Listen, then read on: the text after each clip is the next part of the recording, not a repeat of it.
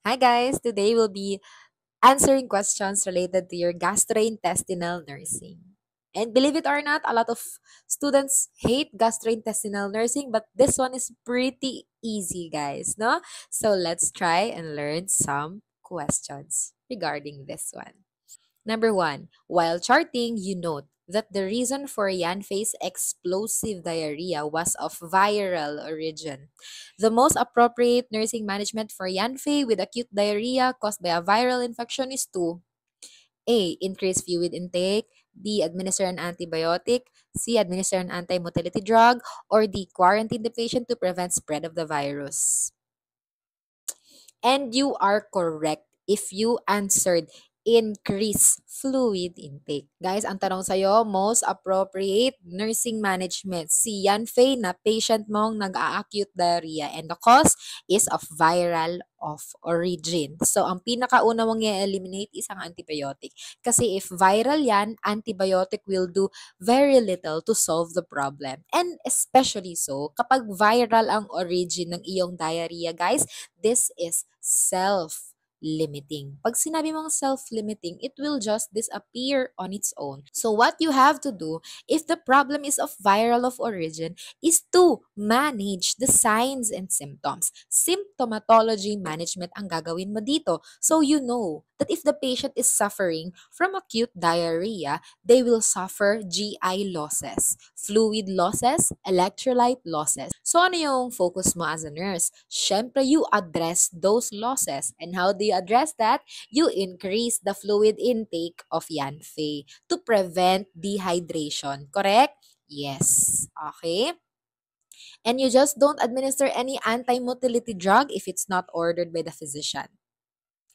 And you don't need to quarantine the patient to prevent the spread of the virus. Kasi the question is specifically asking you to manage the condition of Yanfei. If there is a choice to increase fluid intake, addressing the fluid and electrolyte imbalances risk of your patient, you answer that. Okay? That's why alpha is the best answer. Next, number 2. The lab results that the physician ordered for patient Kaya has arrived. It was noted that he has a high blood level of indirect or unconjugated bilirubin. One cause of this finding is that A. The gallbladder is unable to contract to release stored bile. B. Bilirubin is not being conjugated and excreted into the bile by the liver. Or C. The Kupffer cells in the liver are unable to remove bilirubin from the blood. Or D. There is an obstruction of the biliary tract preventing flow of bile into the small intestines. The best answer is, guys, if sinagot mo ang bravo, ikaw ay super correct. Okay? Why? Pag unconjugated bilirubin ang tumaas sa katawan ng pasyente, ibig sabihin lang yan, guys, it is not being converted by the organ responsible. And the organ responsible to convert your unconjugated bilirubin to conjugated bilirubin is your liver. And bilirubin is an important component of your bile. And bile is important for you to be able to emulsify the fat that you eat in your food, correct? Yes. So, remember, if it's unconjugated or indirect bilirubin, this is the kind of bilirubin that is not soluble in water. So that means it cannot be mixed with water, hindi mo siya may excrete sa katawan mo. It can just increase in the body. That's why the liver's function is very important kasi ito ang nagko-conjugate ng indirect bilirubin into direct bilirubin or your conjugated bilirubin. The gallbladder is unable to contract to release stored bile is not the reason why you have high blood levels of indirect bilirubin. And Kupffer cells are not responsible to remove bilirubin in the blood. They are the white blood cells, kumbaga, they are the white blood cells of the liver in order to remove or rid the liver of mga bacteria. Okay, yun yung function ng Kupffer cells. And there is an obstruction in the biliary tract preventing flow of bile into the small intestine. Oh, classic example or description of your what? Of your stones. What kind of stone? Your cholelithiasis, di ba? Cholelithiasis. Yan, your gallstones, gallbladder stones, the one that obstructs your common bile duct, which is the duct that connects your biliary tree to the small intestines. Correct? Yes. Number 3. The physician ordered a tap water enema to the patient under your care. One of the student nurse asks you, which mechanism associated with this type of enema increases peristalsis? Your answer should be A. Bowel distension, B. Hypertonic solution, C. Irritating the bowel, or D. Absorption of fluid by stool. O guys, tap water enema ang gamit. Tubig lang na galing sa gripo, okay? Hindi yan sterile na water. What it does, to be able to remove excess stool or mga hardened stool or fecal matter dyan sa loob ng large intestine mo is through the mechanism of bowel distension. Okay? Kasi yung physiology ng colon mo guys is ganito. Yung colon mo, mas-stimulate yung peristalsis niyan para labasin yung mga tae. Labasin para ilabas yung mga tae kapag siya ay puno na, kapag siya ay distended na, napuno na ng tae. Okay? So, pag hindi pa siya na-distend, hindi niya nilalabas yung tae pa. Kaya madalas nagkakaroon tayo ng mga fecal impaction, ng mga constipation, matigas na pagtae, dahil sa ganyang klaseng mechanism. So, etong tap water enema, nakakatulong yan siya to distend the bowel. So, ang gagawin mo, papasok mo sa rectum ng tao yung device for enema, and then you insert tap water in the enema, and then idadilate niyan ang colons mo. Once your colon is sufficiently dilated, ilalabas niya rin yan ang laman ng colon, including the tap water you have inserted and the fecal matter inside. Okay? And that's through your bowel distension. Guys, when you say hypertonic action, that's not because of tap water enema, but a different kind of enema, especially your saline enema. So, pag sinabi mong saline enema, ito yung klase ng enema na gumagamit tayo ng specific kind of fluid made of saline. Okay? And once it's made of saline, it's hypertonic. No? Mataas ang tonicity niya. So, ang ginagawa niyan, it will invite water in the colon due to its hypertonicity. And once it invites water in the colon, it will distend the poop. Mag-absorb ng water yung poop from that kind of mechanism. And then eventually so, lalabas din ng katawan. And then when you say irritating the bowel, what kind of enema is this? This is your soap suds enema. Paano yan ginagawa, guys? Kuha ka ng detergent powder and then you mix it with water and then you irrigate the bowel of the client. That's your soap suds enema. Okay? Nothing special about it. Just a detergent powder and water and then you insert it in the bowel of the patient and then you do your enema. So, ano ginagawa niyan? It will irritate the bowel, malamang, kasi you're using soap, di ba? Detergent. This one, it irritates the lining of the colon kasi it's very foreign to the body, okay? So, pag foreign yan sa katawan, natural reaction of the body will try and get rid of it. Kaya siya ay mai-irritate. So, pag na-irritate yung colon, anong gagawin niya? Well, gagalaw. Kakaroon ng peristalsis in order to expel the soap suds enema and along with that, sasama ang tae mo. Okay? So, absorption of fluid by the stool, hindi. Yan ang function ni tap water enema. Next, number 4. You are the nurse that is assigned to teach patient Noel with gastroesophageal reflux disease or your GERD about substances to avoid. Which items would the nurse include on the list? So, yung mga bawal kay Noel na may GERD, guys. Pwede ba siya sa coffee? Bawal. Because coffee is a stimulant that can increase the risk of your GERD. Pwede ba siya sa chocolate? Bawal din. Kasi again, it's a stimulant that can increase the risk of your GERD. Peppermint. Bawal din. Okay? Non-fat milk. Pwede ba siya? Yes. Fried chicken. Oily. Okay? Pwede ba siya sa mga oily food kapag siya ay may GERD? Bawal. Boiled eggs. Okay. Yan. Healthy kind of protein. Pwede? Yes. So, our best answers are 1, 2, 3, 5. So, 1, 2, 3, 5, exactly your letter C. Okay? So, bawal sa kanya ang 1, 2, 3, 5. Coffee, chocolate, peppermint, fried chicken. Okay? Next. Number 5. Ningguang asks you for information about the use of antacids, which is true regarding the administration of antacids. A. Antacids should be administered without regard to meal times. Or B. Antacids should be administered with each meal and snack of the day.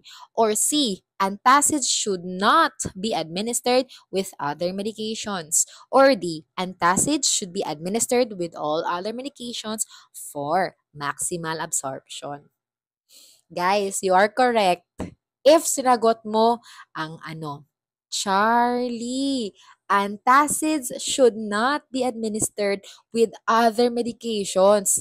Guys, this is what I want you to know when you talk about antacids. So from the word itself, guys, antacid or anti-acid, tama? Anti-acid siya. Pang-deactivate ng acid sa katawan mo, anti-acid. So kapag yan ang function niya, pwede bang isabay mo yan sa kinakain mo, sa meal time mo, sa snack time mo? No! Kasi pag sinabay mo yan sa meal time mo, sa snack time mo, it will deactivate the acid of the stomach, which is your hydrochloric acid. And guys, bakit ka ba may hydrochloric acid sa tiyan? It's essentially so for you to digest your food, correct? Yes. So kapag wala na-deactivate na ng antacid ang stomach acid mo, kumain ka. Pwede ka bang magkaroon ng signs and symptoms of indigestion? Yes, kasi dina-activate mo yung acid responsible for your digestion. Yes, exactly the reason why alpha is wrong. Kasi antacid should be administered without regard to meal time. No, you have to take antacid 1 hour before and 2 hours after meals. Yan ang number 1 rule na hindi mo kailangang kalimutan. 1 hour before and 2 hours after meals. Kasi you want to avoid indigestion, correct? Yes. So guys, maling-mali si Alpha. Antacid should be administered with each meal and snack of the day. No, that's not characteristic of your antacid, guys. If so, let me give you a tip. When you see this, what should be administered? What kind of medication should be administered with each meal and snack of the day? Meaning, lahat ng kakainin mo, iinumin mo rin tong gamot na to if this is advised for you by your doctor. What's that? That's your pancreatic enzymes. Kadalasan mo yan nakikita sa mga taong may cystic fibrosis. Okay? Kasi cystic fibrosis, it has its way of clogging the ducts because of too much secretion. And that includes the ducts of your pancreas. So once the duct of the pancreas is clogged, hindi sila makarelease ng pancreatic enzyme in order to digest the food that you have eaten as a person with cystic fibrosis. That's why when you have pancreatic enzyme, what's the exact nursing instructions? You have to take your pancreatic enzyme at the same time when you are eating whatever kind of food or meals or snacks for you to be able to digest and absorb those meals and those snacks. Okay? Yun yung mini-mini bravo. So delta, antacid should be administered with all other medications for maximal absorption. Isa lang ang masasabi ko, guys. Antacid, pag sinabay mo yan sa ibang oral meds, no? It will deactivate the hydrochloric acid in the stomach. It's important for these medications to have the presence of hydrochloric acid para sila ay ma-activate. Okay? So ngayon, ikaw, nag-inom ka ng antacid na deactivate yung hydrochloric acid mo tapos sinabay mo ang lahat ng ibang medications per orem. Okay? Di ngayon, yung mga per orem na medications na yun, wala nang bisa, hindi ma-metabolize ng maayos kasi wala kang hydrochloric acid na deactivate siya ng antacid mo. Okay? So, mali yan. Mali si Delta. You should not administer it with other medications. In fact, you should take your antacid 1 hour before or 2 hours after you take your oral medications. Okay? That's all for number 5. Number 6. You then determine that Ningguang needs further teaching regarding diet if which statement is made by her. So, we're looking for the wrong answer. A. I need to avoid coffee, tea, and chocolate. Ano meron si Ningguang? Okay, about antacid. My GERD siguro. I should eat 4 to 6 small meals a day. It's important that I drink extra fluids during meal or I need to avoid snacking for 1 to 2 hours before bedtime. Okay? Guys, ang maling statement dito is ito, Charlie. It is important that I drink extra fluids during meals. Why? Oh, going back to question number. Oh, si Noel pala yung my GERD. Okay, oh, hindi naman na-specify dito.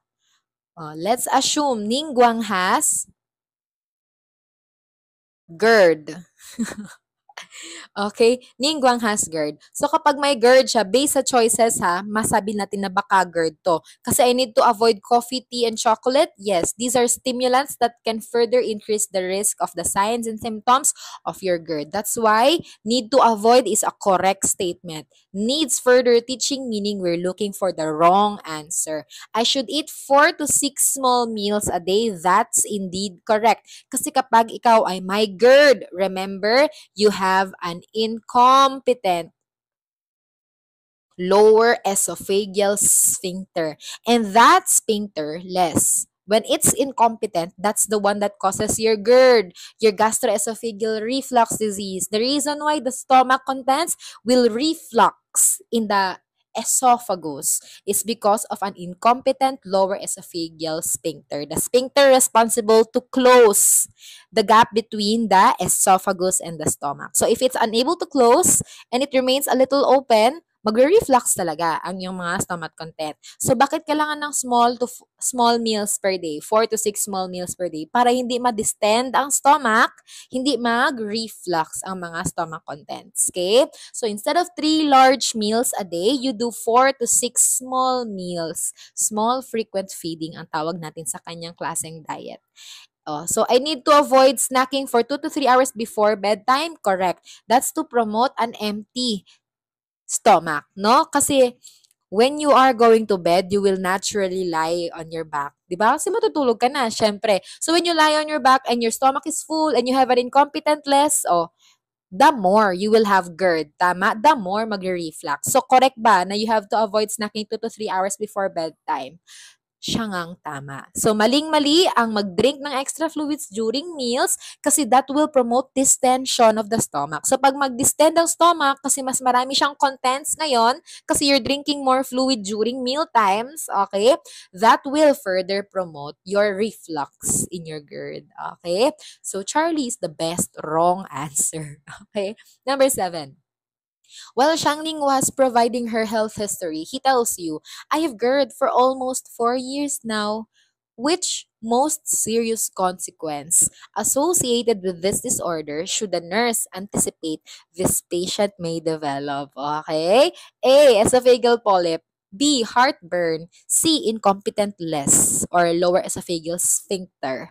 Or D. Barrett's esophagus. Guys, tamang-tama ka talaga at magtatap ka sa board exam. Pag sinagot mo, Barrett's esophagus.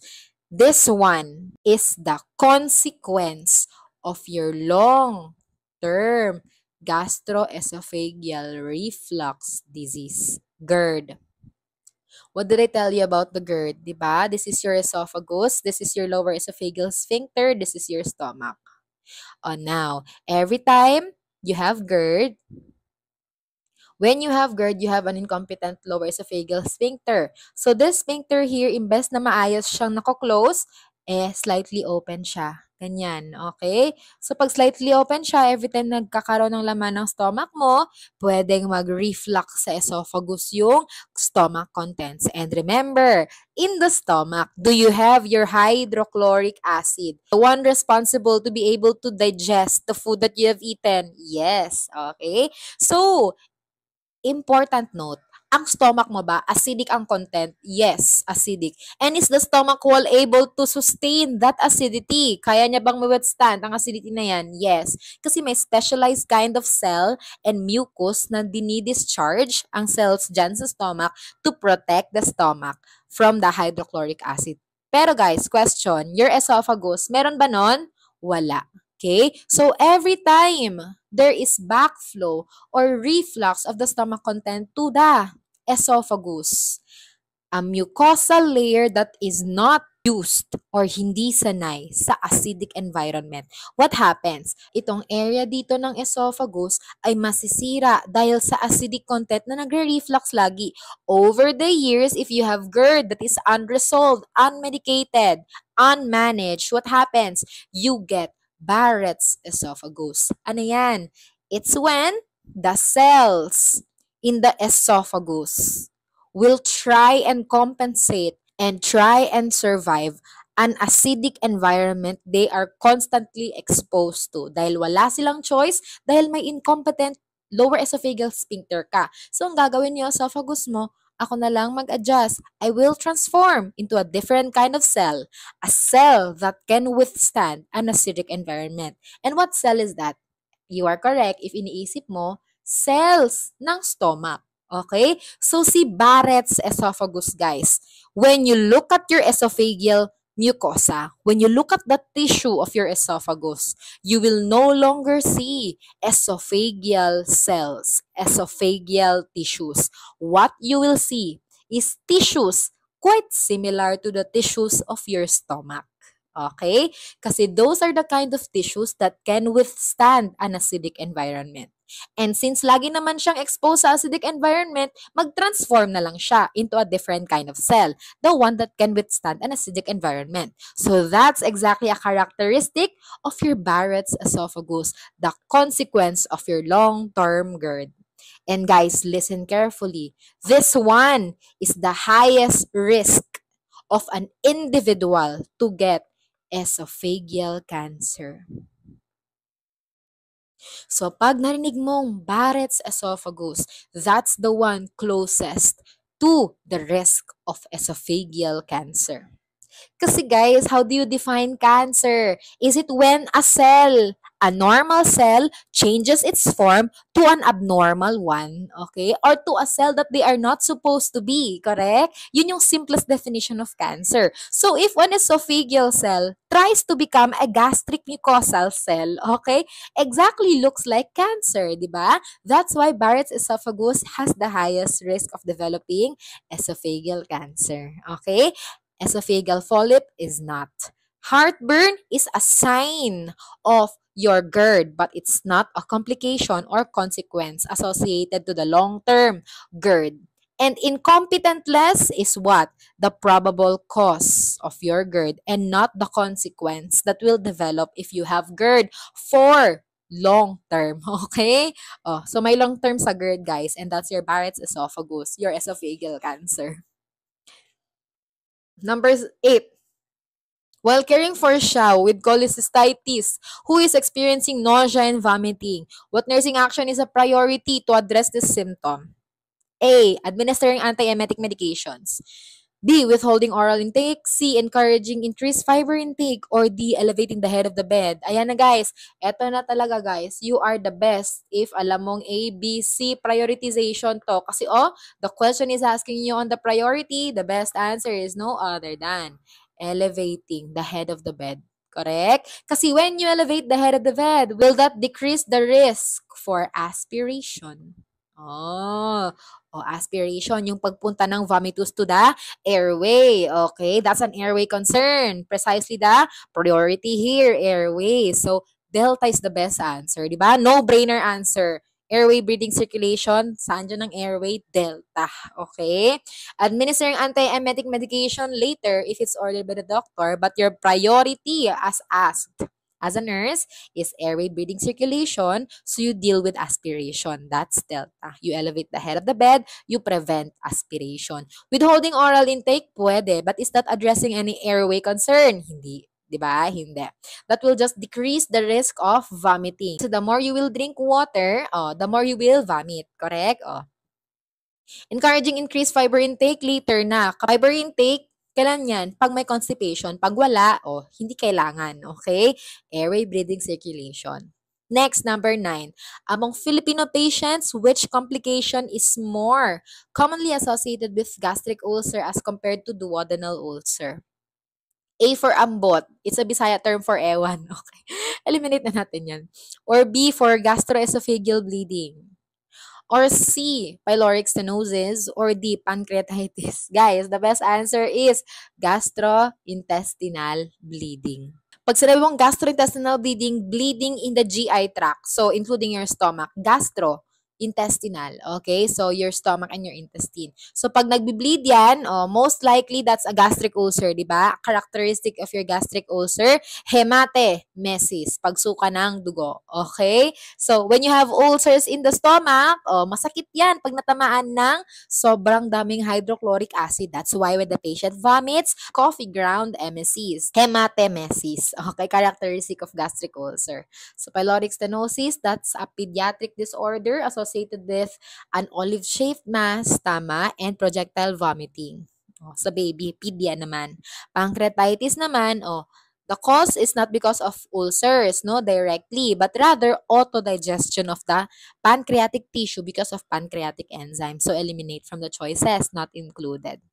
Next, number 10. Fischl is at risk for developing esophageal varices. What is the primary goal of pharmacological management for preventing bleeding in her situation? A. Administering proton pump inhibitors. Or B. Administering beta blockers. Or C. Administering antifibrinolytic agents. Or D. Administering vitamin K. Dito ko talaga malalaman kung ikaw ay gumagamit ng iyong brain cells. What's your answer? Tinanong ang screen. Guys, the best answer is no other than, high five. Ikaw ay top notcher pag sinagot mo. Administering beta blockers. Okay? That's the best answer. Let's analyze. Si Fischl, guys, at risk for developing esophageal varices. Primary goal daw of pharmacological management to prevent bleeding of what? Esophageal varices na at risk si Fischl. Okay? So guys, pag esophageal varices yan, is it a problem on vitamin K? That's why the patient is bleeding? No. Will you give antifibrinolytic agents? Bali, si Charlie. Now, when you say administering proton pump inhibitors or your PPI, eto guys, it will inhibit your H ions, okay, your proton ions, your hydrogen ions in the stomach, which is the ions responsible for the production of your hydrochloric acid. So, hindi din siya ang tamang sagot. Why is it beta blockers ang tamang sagot, guys? Esophageal varices. The veins in the esophagus, they become severely dilated, tortuous dilated. And why is that? The reason is because of, you get it right if you're taking about portal hypertension. And that's the kind of hypertension you get when you have liver cirrhosis. Correct? Yes. So, imagine guys, ito yung dinrawing ko, liver yan. Okay? Pangit na kung pangit. Ang importante, yung concept. Liver and the vein directly below the liver that will give the liver the blood is your portal vein. So, ito si portal vein. Now, if you have liver cirrhosis essentially means scarring. So, meaning, yung liver mo, puro na lang scar tissue, puro na lang peklat. So, pag puro peklat yan, kaya pa bang mag-function yan as liver? No longer. So, pag hindi na kaya mag-function ng liver, kasi scar na lang siya lahat, yung portal vein, every time it tries to deliver blood to the liver, okay? Pag magbigay siya ng blood kay liver, aangat pa ba yung blood? Pwede ba bang pumasok dyan sa liver na puro scar na lang? Hindi na. Para bang nagko-connect ka ng hose sa bato, okay? So, may hirapan pumunta yung blood papunta sa liver na scar tissue na, okay? So, ang mangyayari is, in the portal vein, the pressure will increase because of too much blood trying to enter the liver. Now, what will happen? You will get portal vein hypertension. What happens? Imbes na yung blood papunta sa taas ng liver, pag napuno na siya dyan sa portal vein, it will backflow. Aatras ng dugo. Aatras just to accumulate the increase in pressure kasi hindi naman sila nakakalampas sa liver na to na sobrang daming scar tissue. Aatras yan and saan yan directly connected? To the veins attached to the stomach, to the veins attached to the esophagus. Exactly the reason why Fischl is at risk for developing esophageal varices. Wala nang ibang bagay na pwedeng mag-cause ng esophageal varices when you talk about gastrointestinal concept, but your portal hypertension. Okay? Remember, ano ang cause? Kung bakit ka merong esophageal varices? portal hypertension. And ano ang reason bakit ka may portal hypertension? Liver cirrhosis. Okay? Liver cirrhosis. Scarring of the liver dahil ikaw ay mahilig sa alak. Nagkakaroon ng recurrent liver infection, hepatitis A, B, C, D, E. Okay? O, yung mga bagay na yun. Since it's portal hypertension, how do you reduce the pressure in the portal vein? Exactly, your beta blockers, your antihypertensive medications, they function just the same, okay? They can reduce portal hypertension. They can in turn reduce the risk of your esophageal varices and in turn reduce the risk of bleeding. So you can prevent bleeding when you give the patient beta blocker. Okay? Next, number 11. Fish oil is at risk for bleeding, andyan na naman, due to decreased synthesis of clotting factors. Ibang usapan naman to. Which laboratory value is most indicative of impaired clotting in this patient? Elevated platelet count, increased prothrombin time, low international normalized ratio, or elevated fibrinogen level. Guys, pag impaired ang clotting, platelet count should go down. So, eliminate that. Fibrinogen, the one that becomes fibrin, which is the strongest part of the clot. Pag elevated yan, hindi yan impaired clotting. So, eliminate alpha and delta. You are left with PT and INR, the one that will tell you about clotting of the patient, clotting status. So, kapag ang prothrombin time ay increase, does that signify that the patient clots a little longer time it takes for the patient to clot? Yes. So, the best answer is bravo. So, if it takes you longer time to clot, do you have impaired clotting? Oh, yes. Okay? But, pag low international normalized ratio, ibig sabihin, it takes lesser time for you to clot. So, pag lesser time ang pag-clot mo, meaning good clotting ka. Tama? Pero if more time needed for your body to clot, poor clotting mechanism yan. So, bravo is the best answer. Gets? Kasi nang minimeasure dito, guys, time it takes for you to clot. The longer the time, the worse your impaired clotting factor is. So, bravo is the best answer. Number 12, Albedo, diagnosed with liver cirrhosis, is prescribed lactulose. What is the primary purpose of lactulose in managing hepatic encephalopathy? A, lowering blood pressure. B, binding ammonia in the colon. Or C, reducing blood glucose levels. Or D, increasing clotting factor synthesis. And the best answer is, si lactulose, ang function nyo talaga sa liver cirrhosis is to bind ammonia in the colon. Okay? Guys, lactulose, in general lang ha, si lactulose, guys, that is your stool softener. Kumbaga, lambot ng tae sa mga taong nahihirapan tumae. Pero iba ang case kapag ang tao may liver cirrhosis tapos binigyan mo ng lactulose. Ano yung gusto mong mangyari dito? Kasi ang pinaka-problem na gusto mong masolve sa liver cirrhosis is because of increase in ammonia, a very toxic substance in the body. Okay? Na kayang i-convert ni liver into urea para malabas mo siya sa katawan mo at hindi siya maging toxic level sa katawan.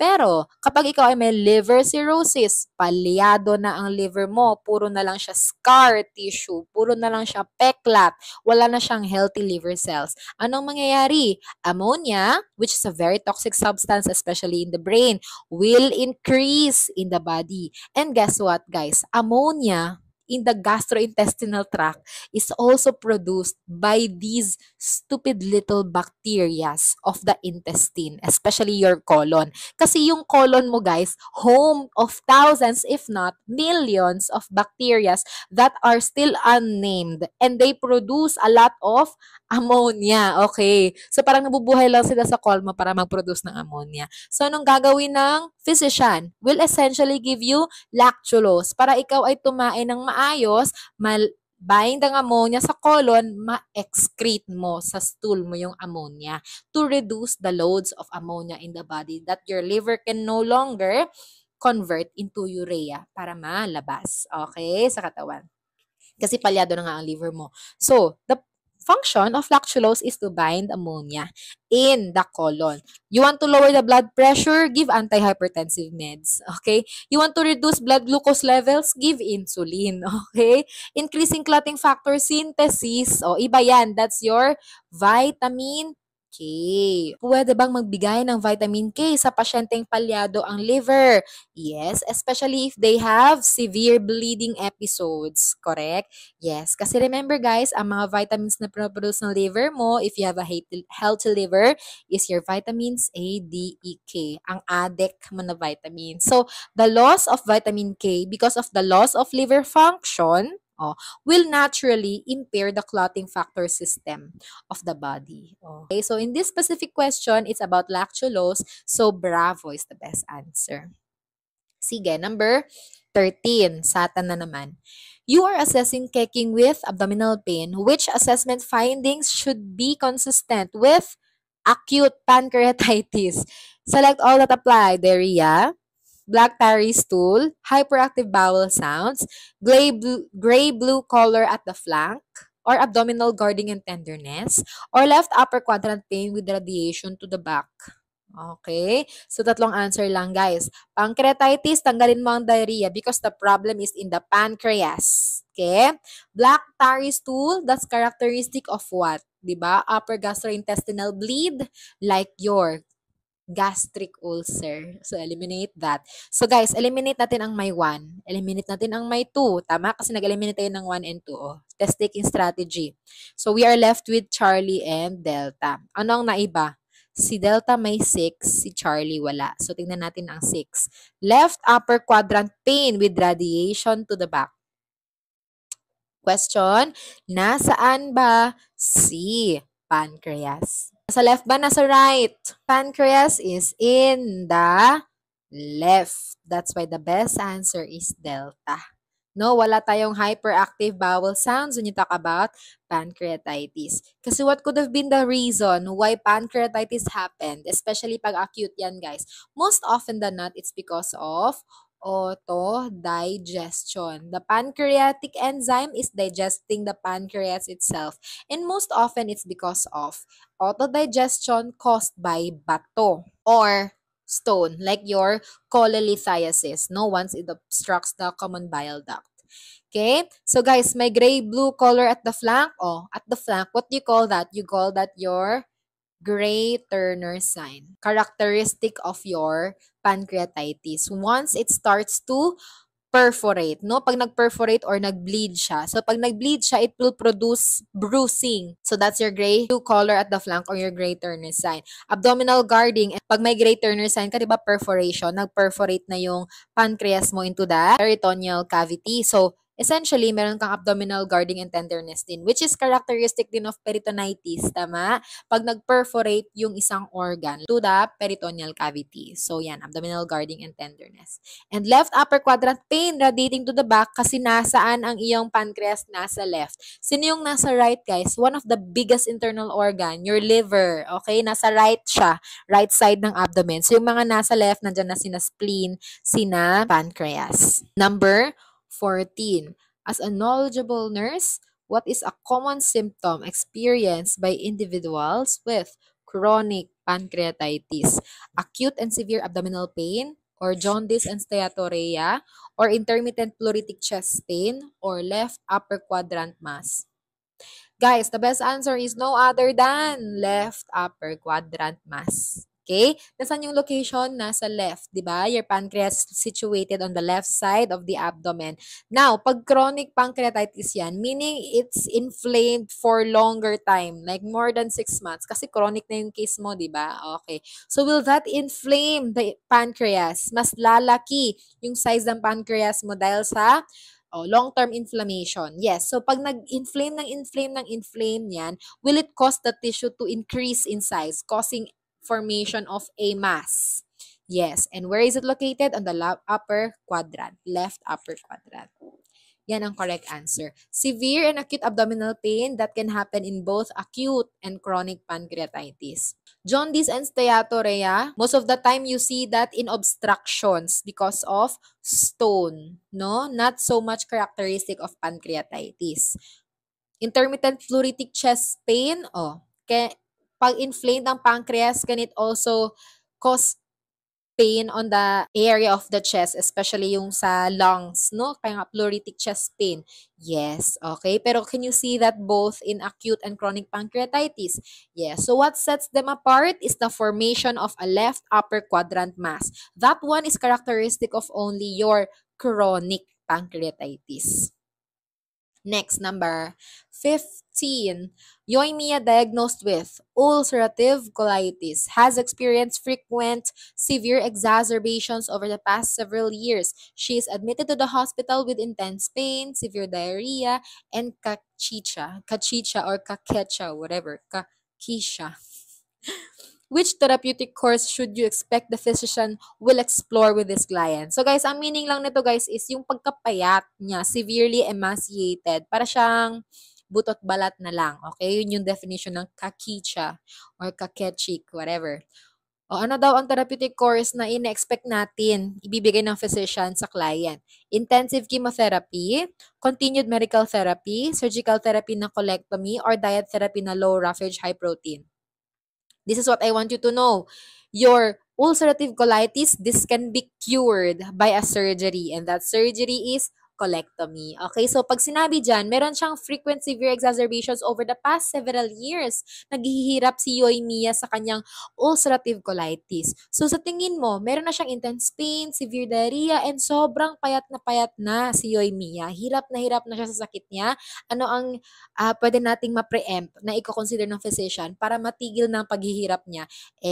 Your surgery, colectomy. No, remember this one? It can cure. It can stop your ulcerative colitis. No, colectomy. Kasi guys, from the word itself, ulcerative colitis. So yung colon mo namamaga kasi colitis, may inflammation, itis. And then ulcerative, nagdudugo, nagsusugat. So para matigil yon, tanggalin na natin yung part ng colon na may ulcerative colitis via your colectomy. So pag ginawa mo yan, hindi na yan siya magsaspread further sa colon mo. Ma-end mo na yung ulcerative colitis ng patient mo. So yan ang best management, surgical management for ulcerative colitis. Next, number 16. You are providing discharge teaching for CLE, diagnosed with Crohn's disease, about dietary measures to implement during exacerbations episode. Which statement made by the client indicates a need for further instruction? So you're looking for the wrong answer. A, I need to increase the roughage in my diet. Or B, I will need to take prednisone during exacerbations. Or C, I'm going to take azathioprine during remissions. Or D, I can have exacerbations and remissions with Crohn's disease. Guys, you're looking for the wrong answer. And let me explain. Pag sinabi mong exacerbation episodes, guys, sa Crohn's disease, it's when the signs and symptoms will increase. Okay? It's when the signs and symptoms will increase. Pag sobrang tumaas at lumala ang signs and symptoms niya, that's exacerbation. Okay? And characteristic yan ng mga autoimmune disease like your Crohn's disease and ulcerative colitis. So, tama yung sinabi niya sa Delta that I can have exacerbations kung saan yung Crohn's disease niya lalala talaga ang mga signs and symptoms, and at the same time, I can also have remissions in Crohn's disease kung saan lie-low lang ang signs and symptoms. They are still there but they are not as exaggerated as they used to be during exacerbations. So, dito guys, sa choices na to, ang maling sagot niya is pag sinabi niya kailangan niyang i-increase ang roughage sa diet niya during exacerbation periods. Kasi guys, eto Crohn's disease and ulcerative colitis. Yan sila dalawa. Since sila yung laging kino-compare sa exams, what they are very specific is about their diarrhea. Lagi talaga, merong severe diarrhea ang patient na may Crohn's disease at ulcerative colitis. Kasi ano yung affected dito? Your intestinal tract, no? Pag sinabi mong Crohn's, ang affected is from the small intestine going to the large intestine. Pag sinabi mong ulcerative colitis, ang affected is from the large intestine going to the small intestine. Okay? So, meron silang ganong pattern. Si Crohn's, descending, so from small to large. Si ulcerative, from ascending, kasi from colon to the small intestine. Now, pag may diarrhea signs and symptoms sila guys, kailangan mo bang i-increase ang roughage? Pag sinabi mong roughage gas, that's Pag sinabi mong roughage, guys, that's synonymous to fiber. Okay? Kailan ka nagfa-fiber sa client mo? Kapag siya ay may constipation para mas lumambot ang tae niya at mas mapadalas ang pagtae niya para hindi siya mag-constipate. So, pag may diarrhea ang patient mo, tae na siya ng tae, guys. Sobrang lamot na ng tae niya. Dapat pa ba mag-fiber ka or mag-roughage ka sa kanya? No. In fact, if the patient is in diarrhea, you should provide a low roughage diet. In NCLEX, they use other terms. Roughage is synonymous to fiber, synonymous to residue. So when you see those terms, they just essentially mean what? Fiber. Okay? So when you say low roughage, low fiber, low residue, they are just the same thing. And if the client is in diarrhea, that's your management. Reduce your roughage, fiber, and residue. So, mali si Alpha. Kasi in exacerbation of Crohn's, anong meron? Diarrhea. So, pag may diarrhea, anong dapat na diet? Low roughage, high protein. Okay? Mga ganong bagay. So guys, pag sinabi niya sa Bravo, I need to take prednisone during exacerbations. Yes, correct. Prednisone or your steroids. Exacerbation period, steroids ang sagot. Kasi steroids will decrease the inflammation faster than any other drug. So siya ang drug of choice during exacerbation. Prednisone or steroid. Yung mga nag-end sa zone, no? Prednisone, prednisolone, okay, hydrocortisone, yan sila. Mga zones mo. Steroid kapag exacerbation. Don't forget. And then during remissions, you can take azathioprine. That one can help during remissions kasi it can reduce inflammation as well. Pero not as strong and potent as your prednisone. Kasi remember guys, in med-surg concept, hindi ka pwede mag-take prolonged duration of steroids, tama? Or your mga zone medications like prednisone. Kasi meron siyang side effect, di ba? Your Cushing's symptoms. So, kung ayaw mo magkaroon ng Cushing symptoms ang patient mo, gamitin mo ang steroid during exacerbations lang. Pero pag during remissions, wag mong gawing maintenance ang prednisone sa kanya. Or else, magkaka-Cushing's syndrome siya. Okay? So, ano pwede mong ibigay? Azathioprine. Okay? So, kaya correct ang Bravo, Charlie, and Delta.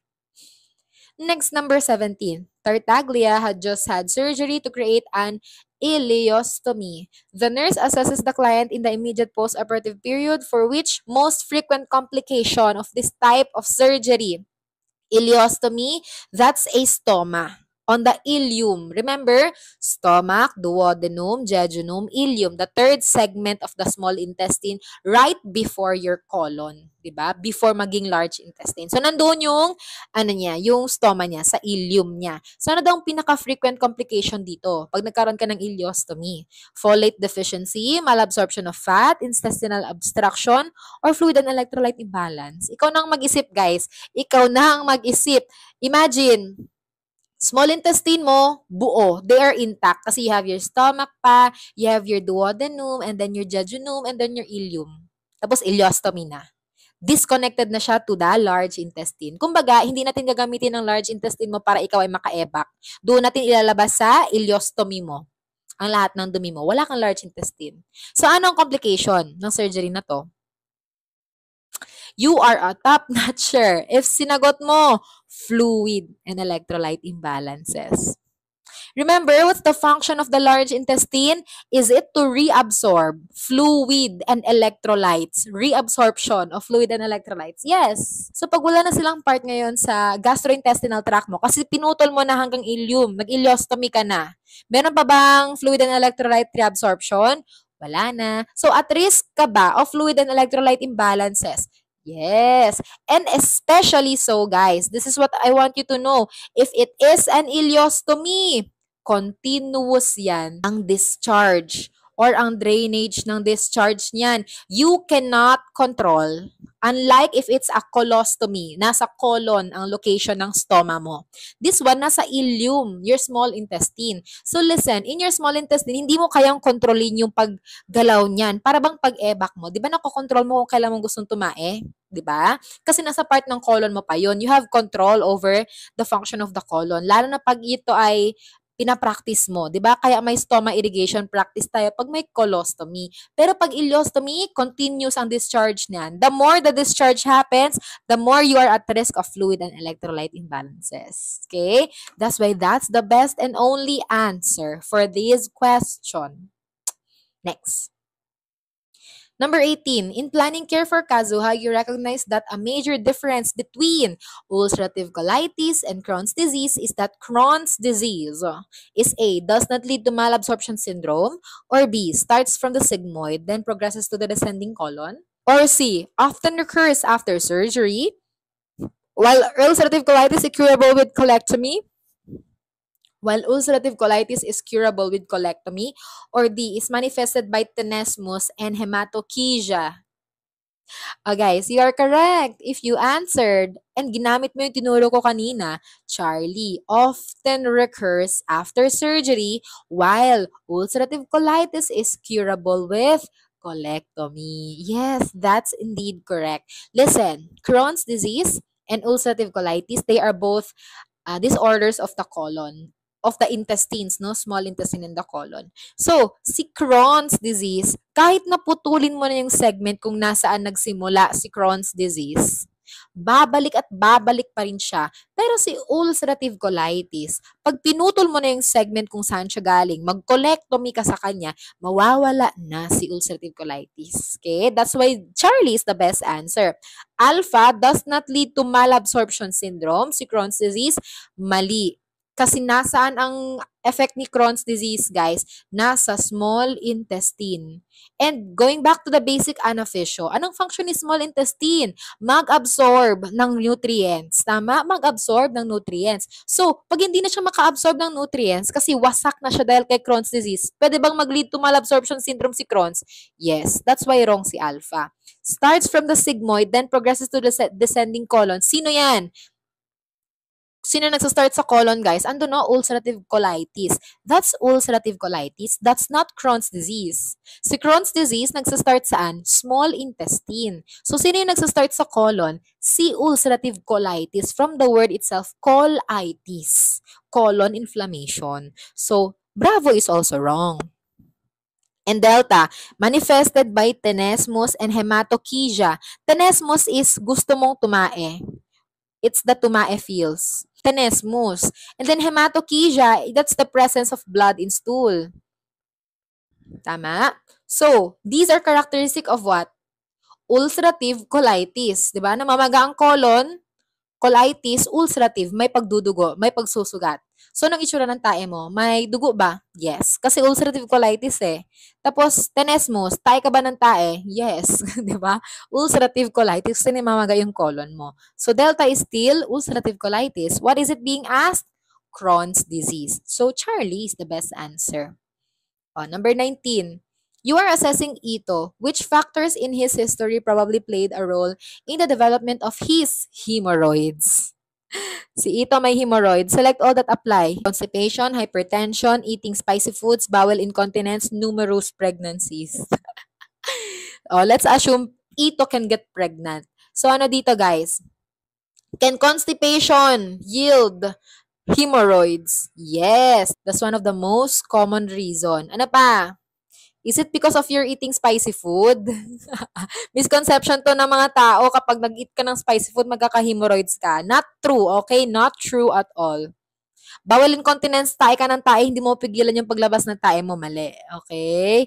So pwede bang numerous pregnancies? Guys, every time there is increased abdominal pressure when you are pushing Valsalva maneuver during delivery of your baby, di ba? Isa pinaka-common cause ng hemorrhoids mo. Mga mother natin that gets pregnant and then undergoes labor, di ba? They have tortuous anal veins causing hemorrhoids. So, kasama ba si 5? Yes. So, assuming Ito can get pregnant, the best answer is delta. 1 and 5. Okay? Hypertension cannot cause hemorrhoids. Okay, so constipation and numerous pregnancies. Don't forget. Number 20. What should Ito be taught after a hemorrhoidectomy? A. Take mineral oil before bedtime. Or B. Eat a low roughage diet to rest the colon. Or C. Use oil retention enemas to empty the colon. Or D. Take prescribed pain medications before a bowel movement. O guys, pag ikaw, nurse, ang pinaka-instruction mo sa kanya is your first bowel movement after hemorrhoidectomy is the most painful bowel movement of your entire life. That's why instruct the patient to take prescribed pain medication before a bowel movement to reduce the discomfort and the pain. Kasi again, the first poop after hemorrhoidectomy is the most painful poop of your entire life. That's why take your prescribed pain medications before bowel movement. Number 21, Kaya has been diagnosed of appendicitis. When monitoring him for possible gastrointestinal perforation, you identified the importance of what assessment data? A. Slow, strong pulses. B. Increase in bowel sounds. C. Positive Guaiac stool test. Or D. Sudden severe abdominal pain. Guys, ito ang usapan natin ha. Kapag na-meet mo to sa exam, perforation, gastrointestinal perforation, walang ibang tamang sagot kundi sudden severe abdominal pain. Plus, tandaan mo ibang signs and symptoms pa. Ano pa? Board-like abdomen. Ano pa guys? Abdominal guarding. Yan. So, pag nakita mo yan, sudden severe abdominal pain with board-like abdomen and abdominal guarding, walang ibang tamang sagot. Yan ay signs and symptoms of perforation in the gastrointestinal concept.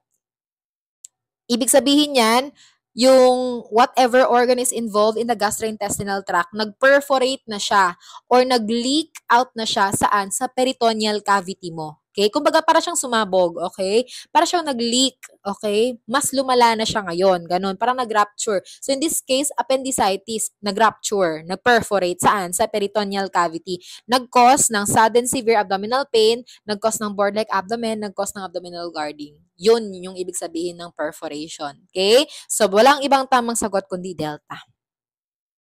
Next, number 22.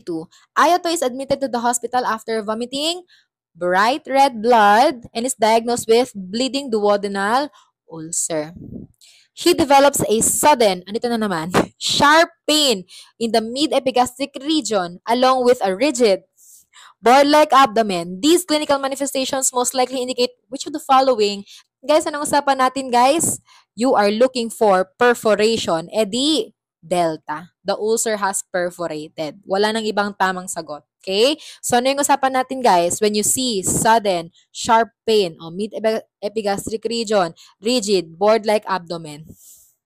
Perforation, o kung wala yung word na perforation, ano yung pwedeng i-substitute sa kanya?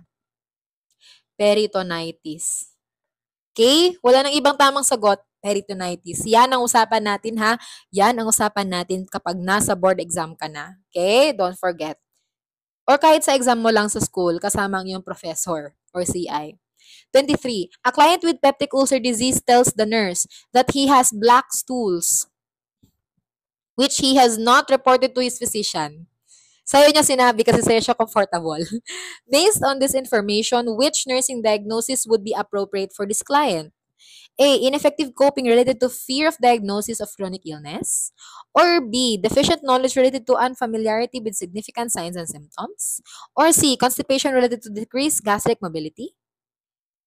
Gastric motility pala. Or D. Imbalanced nutrition less than body requirements related to gastric bleeding. Hindi niya sinabi sa doktor, pero sinabi niya sa'yo. Bakit kaya yon? Kasi feeling niya, hindi naman importante yung signs and symptoms na yon. Pero ikaw as a nurse, alam mo na ang black tarry stool is characteristic of peptic ulcer disease. So guys, ang best answer dito is walang iba kundi deficient knowledge related to unfamiliarity with significant signs and symptoms. Okay? Kasi hindi niya sinabi. Bakit kaya hindi niya sinabi?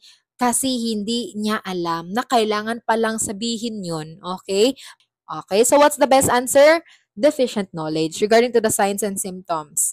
Kasi unfamiliar siya sa disease process. Number 24, as a result of a gastric resection, patient Kokomi is at risk for development of dumping syndrome. The nurse should prepare a plan of care for Kokomi based on knowledge that this problem stems primarily from which of the following gastrointestinal changes. A. Excess secretion of digestive enzyme in the intestine.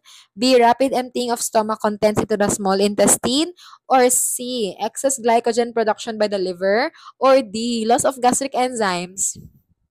Dumping syndrome, walang iba kundi rapid emptying of stomach contents in the small intestine. Okay? Remember, kailan nagkakaroon dumping syndrome? Kapag ikaw ay nagkaroon ng gastric resection. So, ano yan? It's either your Billroth 1 or your Billroth 2. Itong Billroth 1 and Billroth 2, they are two types of gastric resection. So, guys, paano mo malaman kung Billroth 1 or Billroth 2 yan? Billroth 1 yan kapag, same yan sila may gastro. Kapag gastro nasa first segment of the small intestine, which is your duodenum. So, gastroduodenostomy. Pero pag Billroth 2, din nasa second segment ng small intestine, which is your jejunum. So, gastrojejunostomy. Okay? So, guys, the reason is because kinat mo yung kanyang stomach. Dinikit mo kaagad sa small intestine. Binawasan mo yung portion ng stomach niya. So, pag binawasan mo yung portion ng stomach niya, mas mabilis ngayon ang pag-flow ng kinain mo from the stomach to the small intestine. So, guys, there will be rapid emptying of the stomach contents into the small intestine. Number 25, to reduce the risk of dumping syndrome, the nurse should teach Kokomi to do which of the following? A. Sit upright for 30 minutes after meals. Or B. Drink liquids with meals, avoiding caffeine. Or C. Avoid milk and other dairy products. Or D. Decrease the carbohydrate contents of the meal. Eto, walang ibang tamang sagot kundi delta. Okay? I-decrease mo ang carbohydrate content sa meals. Why? Kasi si carbohydrate, guys, that is easily digestible. Sobrang madaling i-digest niyan. So, sobrang daling i-digest ng carbohydrates, mas mabilis ngayon ang pag-flow ng gastric contents from the stomach to the small intestine. Ang gusto mo, kapag may dumping syndrome ang pasyente mo, ang management dyan is you want to delay gastric emptying. So, how do you delay gastric emptying? Bigyan mo ang patient mo ng mga heavy meals na matagal i-digest. For example, proteins. Yan talaga. Taasan mo yan sa diet niya para mas mabagal ang pag-digest. Guys, sit upright for 30 minutes after meals. Mali yan. Dapat after meals, you lie down. Lie down. By virtue of gravity, kapag humiga ka kaagad, pagkatapos mo kumain, mas madedelay ang gastric emptying. Kumpara kapag ikaw ay nakatayo or nakaupo, di ba? By virtue of gravity, pag nakaupo ka after kumain, mas mapupull down yung food na kinain mo. Mas mapapabilis ang gastric emptying. So again, anong gusto mo? Pag may dumping syndrome, delay gastric emptying. Okay? Bravo is strong. Kasi when you drink liquids with meals, mas mapapabilis ang gastric emptying. And you want to delay gastric emptying nga, di ba? Avoiding milk and other dairy products, hindi naman specifically kailangan mong i-avoid ang dairy products dito. And hindi siya specifically nag-answer sa question. So, you can safely eliminate Charlie. Number 26. Kokomi, who is now recovering from a subtotal gastrectomy, experiences dumping syndrome. She asks the nurse, when will I be able to eat 3 meals a day again like I used to? Which of the following responses by the nurse is most appropriate? A. Eating 6 meals a day is time-consuming, isn't it? Or B. You will have to eat 6 small meals a day for the rest of your life. Or C. You will be able to tolerate 3 meals a day before you are discharged. Or D. Most clients can resume their normal meal pattern in about 6 to 12 months. Okay? Guys, para dito, masagot mo yung tanong na to, alin dyan sa choices ang sinagot ang tanong ng pasyente mo? Kasi ang sabi niya, kailan siya makakakain ng 3 meals a day? O, si Kokomi na nag-subtotal gastrectomy na nagda-dumping syndrome. Okay? Guys, ang best answer is no other than delta. Okay? After 6 to 12 months, babalik din ang normal process ng iyong tiyan. Kailangan niya lang muna masanay sa bagong anatomical surgery na ginawa mo sa kanya. Diba? Nag-resection ka ng kanyang stomach, inattach mo sa small intestine. Okay? Kailangan mo lang masanay ulit yung stomach mo when it comes to the food that you eat. So, essentially, dumping syndrome, it's not permanent. It's just a temporary condition. Eventually, mawawala din yan. Okay? So, during dumping syndrome, you advise 6 small meals a day. Kasi pag 3 big meals, mas mabilis mapuno ang stomach, mas mabilis mag-empty. Okay? Yun yung ayaw mong mangyari. So remember, binawasan mo yung size ng stomach niya. So, just to facilitate proper digesting, dapat 6 small meals a day. So that will address the nutrients needed by the client during the acute episode ng dumping syndrome niya and gastrectomy niya lang, di ba? Resection of the stomach. So, ang alpha, eating 6 small meals a day is time-consuming, isn't it? Hindi niya sinagot yung tanong ng client mo, kaya eliminate mo yan. Hindi mo yan dapat sabihin sa kanya. Sabi naman ng Bravo, forever ka nang mag-eat ng small meals a day. O, mali yan. Kasi again, dumping syndrome is temporary. It's not permanent. After 6 to 12 months, you will eventually resume to your normal usual pattern or on your usual diet. You will be able to tolerate 3 meals a day before you are discharged is wrong. So, pag nasa hospital ang pasyente, do they stay 6 to 12 months? Hindi naman. Okay? Di ba? Most of the time, a week of admission. Di ba? More or less. So, hindi pa siya pwede makatolerate ng 3 meals a day after or before discharge. So, mali yan. Delta is the only correct answer. Next, number 27. Mona is scheduled to have an upper gastrointestinal tract series of X-ray. Following the X-rays, the nurse should instruct Mona to A. Take a laxative, B. Follow a clear liquid diet, or C. Administer an enema, or D. Take an antiemetic. Guys, the only best answer here is no other than take a laxative. If you are sharp enough to see what this question is asking, you will notice that this gastrointestinal tract or upper gastrointestinal tract series, that's your barium swallow. And barium swallow, ang other term niyan is your upper gastrointestinal tract series. Okay?